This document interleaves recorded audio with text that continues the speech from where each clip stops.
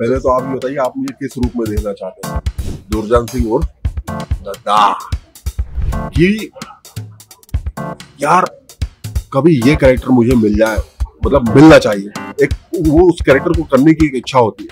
जब मैं नॉर्मली अपने घर के बाहर निकलता हूँ तो अपने आस पड़ोस के लोगों से मैं बिल्कुल इस तरह से बात करता हूँ, बिल्कुल ऐसे ही देखता हूँ। हालांकि कुछ लोगों ने मुझे इसके लिए कहा भी कि भाई तू इस तरह से क्यों देख रहा है। तो इस टाइप से बहुत सारी चीजें जो कि अपनी अपनी तरीके होते हैं अपने किरदार में जाने के, तो वो मैं अपनाता हूँ।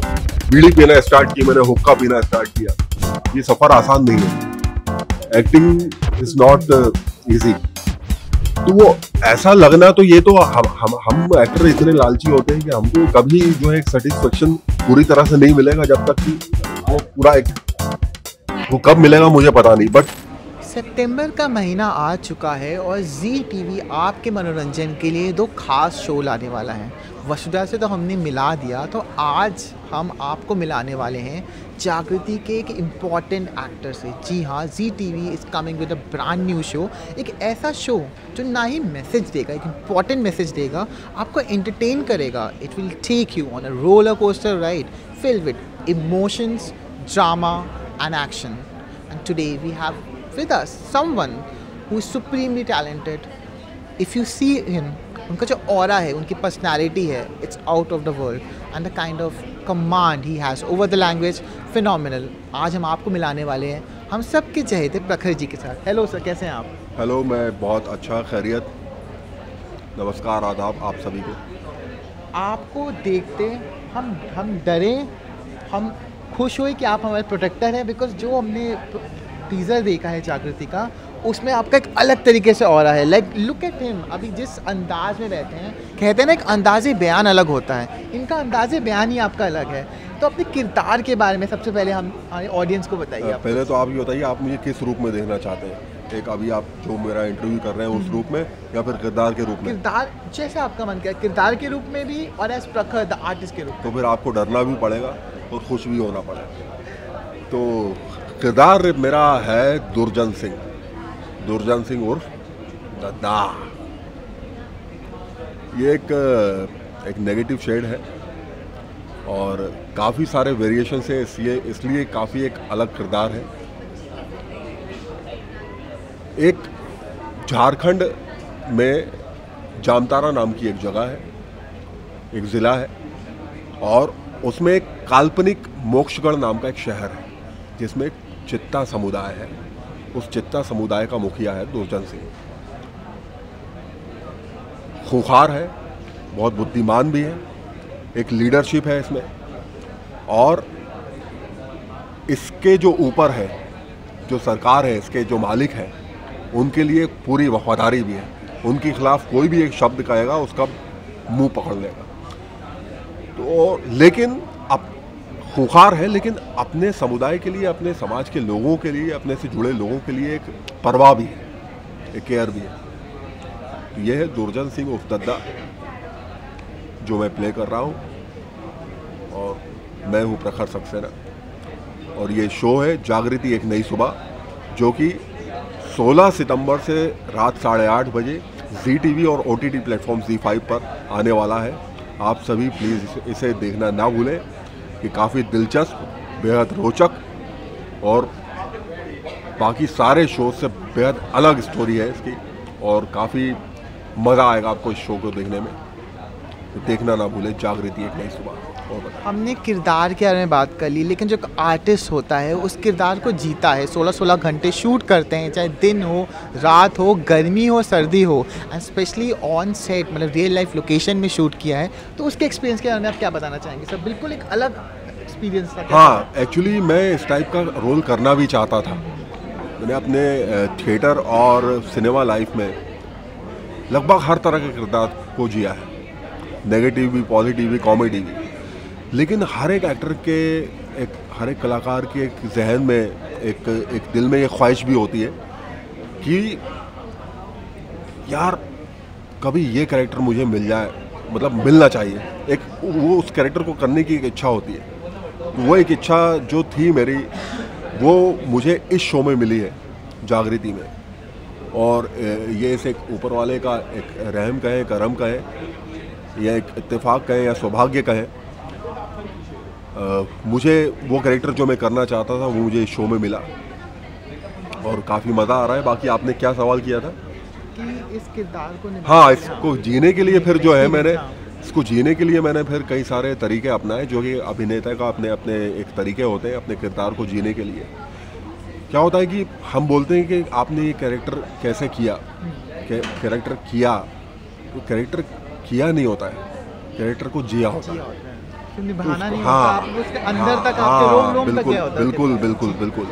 तो मुझे श्री आशुतोष राय जी, जो कि शो के कास्टिंग डायरेक्टर हैं, काफ़ी अच्छे व्यक्ति भी हैं, उन्होंने मुझे स्क्रिप्ट सेंड की, मैंने ऑडिशन बना के दिया, फिर गुरुदेव सर को पसंद आया, उन्होंने मुझे पूरा कैरेक्टर ब्रीफ किया, शो का पूरा ब्रीफ किया। उसके बाद से फिर जो है तभी से मैं, क्योंकि मेरा ऐसा है कि मैं फिर फ़ौरन जो है कैरेक्टर को पकड़ना, उसको दिमाग में कुछ ना कुछ चीज़ें मेरे जहन में चलती रहती है और वहीं से मैंने आना शुरू कर दिया। और उसके लिए क्या क्या तरीके अपनाने हैं, तो वो मैंने कुछ अलग अलग तरीके थे। धारावी एरिया में मैं कुछ दिनों तक घूमा, सुबह निकल जाता था, शाम को आता था, कैसे कैसे लोग हैं, कैसे क्या ये वो जो भी है नेगेटिव को किस तरह से पकड़े, तमाम चीज़ें। घर में जो है एक पत्ते के पत्तल मैंने रख रखे हैं और उस पर मैं खाना जो है अपने नॉर्मल लाइफ में जैसे मैं टेबल पर या चेयर पर बैठकर खाता हूँ, वैसे मैंने नहीं, जब से इस शो का मैंने ऑडिशन दिया है या जब से मैं इसके लिए कैरेक्टर के लिए फाइनल हुआ हूँ, तभी से जो है फिर मैंने अपने किरदार को दुर्जन सिंह के हिसाब से बना दिया कि वो घर में खाना भी खाएगा तो ये ऐसे बैठ के खाना खाएगा, ऐसे पत्तल में लेके खाना खाएगा, ऐसे जाहिलों की। हालांकि खाने की एक रिस्पेक्ट भी करेगा।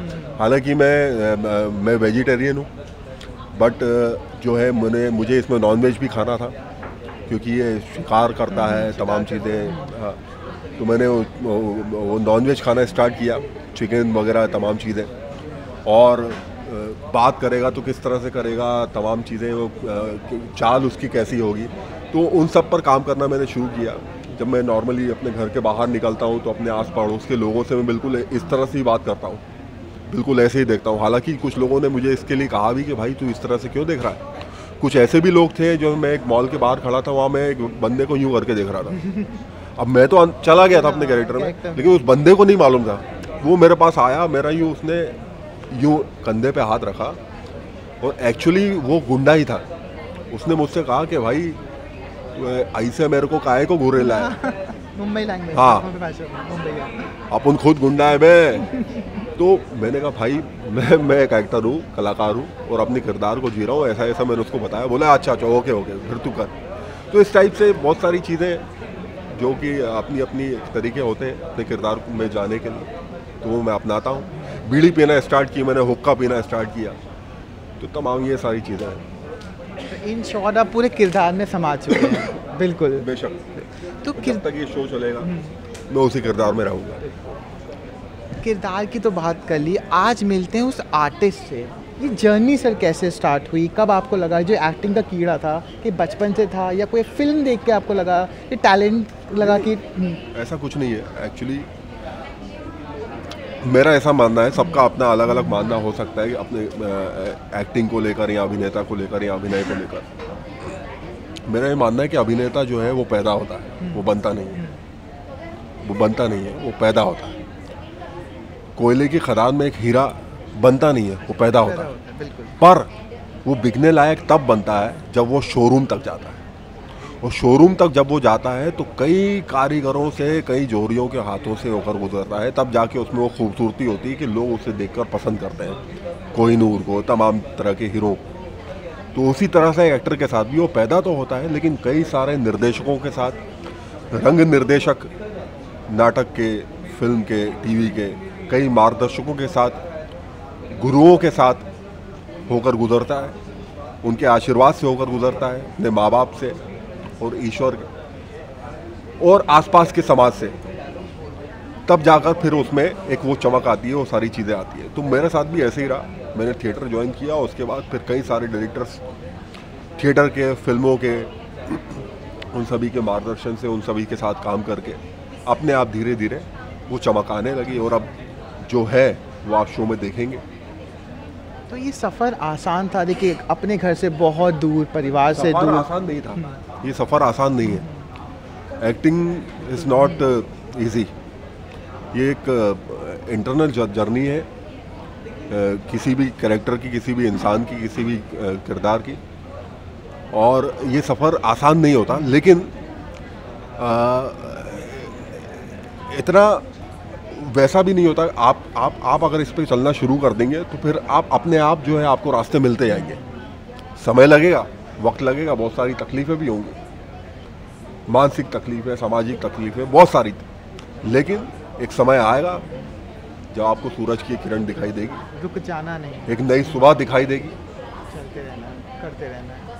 तो सफ़र की बात की, एक ऐसा लाइफ का मोमेंट जब आपको लगा कि अब मैंने कुछ कर लिया है, बिकॉज भोपाल से आप आए हैं, एक अलग नाम बनाना। मुंबई सपनों की नगरी होती है, हर कोई सपना देखता है मुंबई आऊँगा, काम वो करूँगा, पर एक आसान भी नहीं है, घर परिवार से दूर। पर एक ऐसा मोमेंट जो जिसको आप सोचते हो, आपके चेहरे पे स्माइल आ जाता है, अच्छा प्रखर जो एक हीरा है वो जो निखर के आया, मुझे बहुत अच्छा लगा, वो ऐसा मोमेंट है। लेकिन इसमें सबसे बड़ी जो भागीदारी रही है वो मेरी फैमिली की रही है, मेरे माँ बाप की रही है। बहुत सारे लोग हैं जिनके माँ बाप इस लाइन में आने के लिए लोगों को सपोर्ट नहीं करते हैं, बट उन्होंने मुझे सपोर्ट किया, चाहे वो थिएटर हो या फिल्म हो। और फिर दूसरा ये कि जब मैं अभिनय एक प्रोसेस है, जब मैं उस प्रोसेस से होकर गुजरा तो फिर अपने आप ही वो सारी चीज़ें आ गई कि मैं किसी भी किरदार को कैसे भी कर लूँ, कैसे क्या जो भी है। और फिर क्या, और आपने क्या कहा? ठीक, ऐसा मोमेंट जो आपको लगा कि अब मैंने कुछ कर लिया। वैसा मोमेंट आएगा और आगे बिल्कुल आएगा, बिल्कुल आएगा। और बाकी ये है कि जागृति से मुझे लगा कि हाँ, अब जो है थोड़ा सा ये थोड़ा अब मामला सही ट्रैक पर आया है। हालांकि यशराज की एक फिल्म शमशेरा, तो उसमें भी काफ़ी अच्छा एक्सपीरियंस मिला, उससे भी मुझे काफ़ी ऐसा लगा कि नहीं यार अब जो है, तो वो ऐसा लगना, तो ये तो हम एक्टर इतने लालची होते हैं कि हमको कभी जो है एक सेटिस्फेक्शन पूरी तरह से नहीं मिलेगा, जब तक कि वो पूरा एक, वो कब मिलेगा मुझे पता नहीं। बट ये है कि अभी जो मिलता जा रहा है, जो चीज़ें होती जा रही है, उसको मैं जीता जा रहा हूँ। बाकी इसमें ये ईश्वर की कृपा है, और एक ऐसे लोग, गुरुदेव भल्ला जी, शो के डायरेक्टर श्री जलज शर्मा जी, आशुतोष राय जी, कासिम डायरेक्टर, और अपने ये आफाक खान जी, नितिन द्विवेदी जी, जी टीवी, जी5, जब ऐसे लोगों का साथ हो जाता है तो फिर वो चीज़ें कुछ अलग ही हो जाती हैं। तो मुझे कब कहाँ खुशी मिलेगी, कैसे क्या, ऐसा वो नहीं है, मुझे पल पल खुशी मिल रही है, और इसके लिए मैं शुक्रगुजार भी हूँ। Thank you so much. 16 सितंबर से रात 8:30 बजे जी टीवी पर देखना ना भूलिए, जागृति एक नई सुबह। Thank you.